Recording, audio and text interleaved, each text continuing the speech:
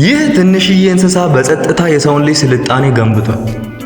ይህ እንስሳ ቀላል ይመስላል፣ ግን ይህ እንስሳ ባይኖር ኖሮ የሰው ልጅ ሕይወት በጣም ከባድ ይሆን ነበር። ከሺዎች ዓመታት በፊት ሰዎች ከጦር መሳሪያ ወይም ከመጠለያ የበለጠ አንድ ነገር ያስፈልጋቸው ነበር። እርሱም አስተማማኝ ምግብ ነበር።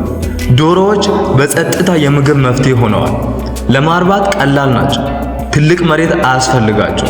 ነገር ግን ለሰው ልጅ ሁለት ውድ ስጦታዎችን ይሰጡ ነበር። አንደኛ በየቀኑ እንቁላል፣ ሁለተኛ ደግሞ ሁኔታዎች አስቸጋሪ በሚሆኑበት ጊዜ ስጋ ይሰጡ ነበር። በዶሮዎች ምክንያት ቤተሰቦች ረሃብን ተቋቁመዋል፣ መንደሮች ተረጋግተዋል፣ እንዲሁም የሕዝብ ቁጥር እየጠነከረ መጥቷል። ሌሎች እንስሳት ሲደክሙ፣ ዶሮ ግን የማያቋርጥ ፕሮቲን፣ የተሻለ የአመጋገብ ስርዓት እና የምግብ ዋስትና ሆነዋል። ዶሮዎች ጦር ሰራዊት አልመሩም ወይም ደግሞ ከተሞችን አልገነቡም፣ ነገር ግን ከተማዎችን ይመግቡ ነበር።